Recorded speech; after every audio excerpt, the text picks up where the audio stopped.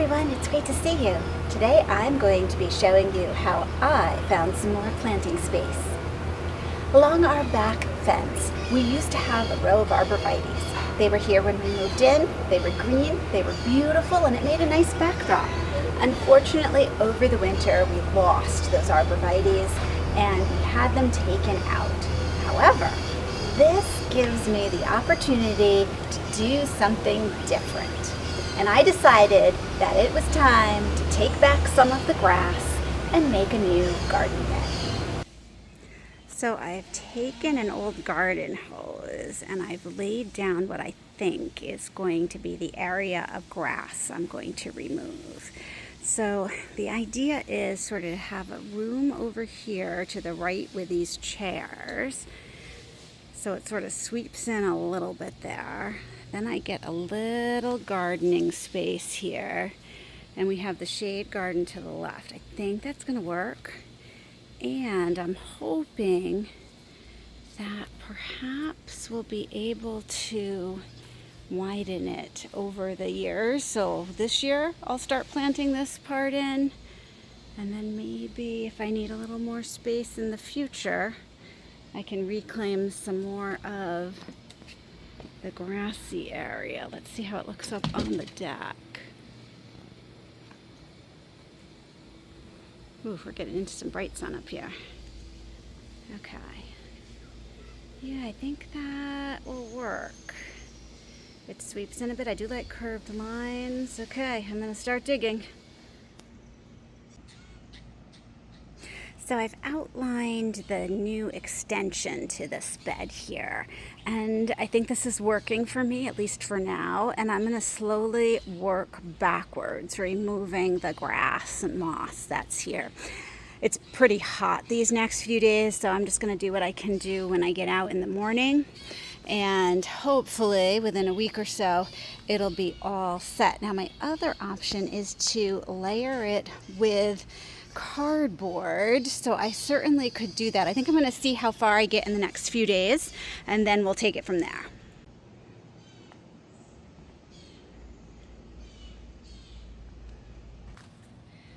Okay, so all of the grass has been removed. I did decide that since I want to plant right away, it's going to be better to do it that way than the cardboard, but I might still put down some cardboard to just suppress the weeds. So it's morning. You can see this part is in the shade. It's going to get some late afternoon sun, not a ton. I think this is going to be really good for Japanese maples and hydrangeas and hostas and maybe some coral bell. So I'm pretty excited about this. I'm going to lay out some plants and let's see what we have.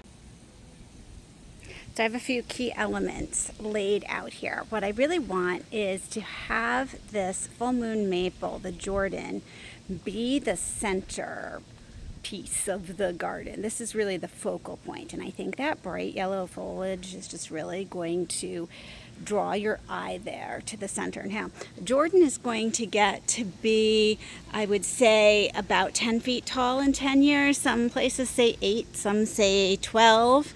So it's going to get some height, and we have some height above it. And this is just going to be that beautiful lime green through the summer. And then as we get to fall, it's going to, I believe, turn yellowish orange, or orange and yellow, yellow and orange. So I think that's good. Now, the other important piece in this garden is going to be kryptonite. I am so excited that I have kryptonite.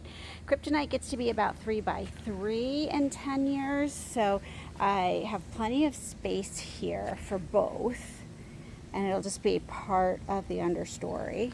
And then over on the left, I have green twinkles. I love green twinkles. This is also going to be 3 to 4 feet tall and wide in 10 years. So I think that's really good. I love the tiny little leaves on green twinkles.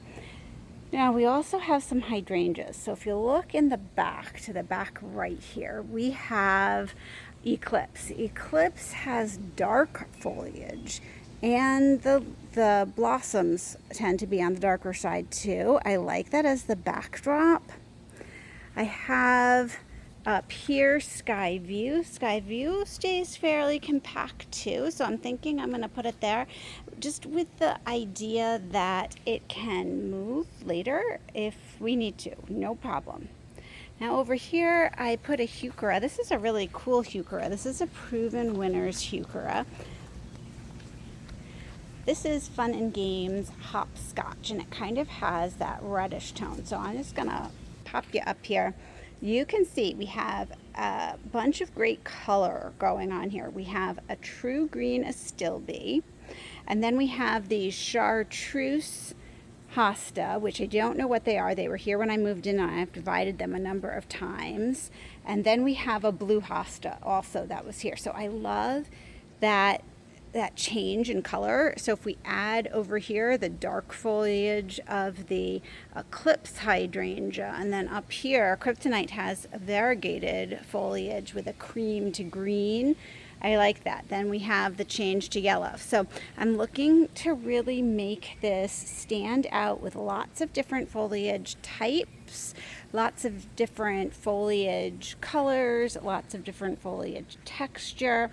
The hydrangea, the pink one in the back here, is in a bag, and this is Double Down. Double Down does fabulous, like wherever it is, so that might be a good one to add in here.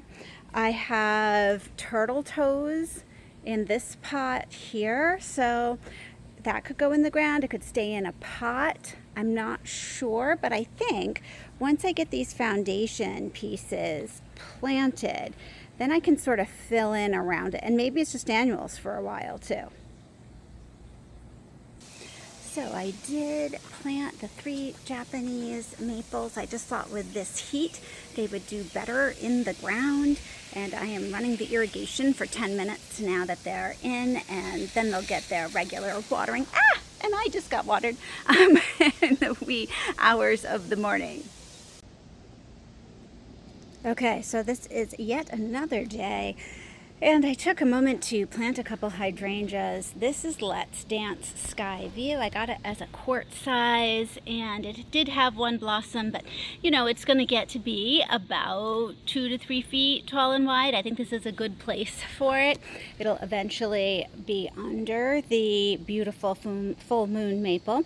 I also planted up Eclipse. Eclipse was suffering in its pot, even though I thought it was getting a lot of water. Now sometimes with newer hydrangeas, you find they sort of go through a leggy period. It's almost like they're teenagers, and it takes them about 3 years to get really strong. So if you have a variety that is new to your garden, I know LA Dreamin' does this a lot, it might be a great idea to just give it a few years, and I think that this is going to be the case. Now here, that's such a beautiful, deep, dark hydrangea that I'm thinking it'll be a nice dark backdrop here.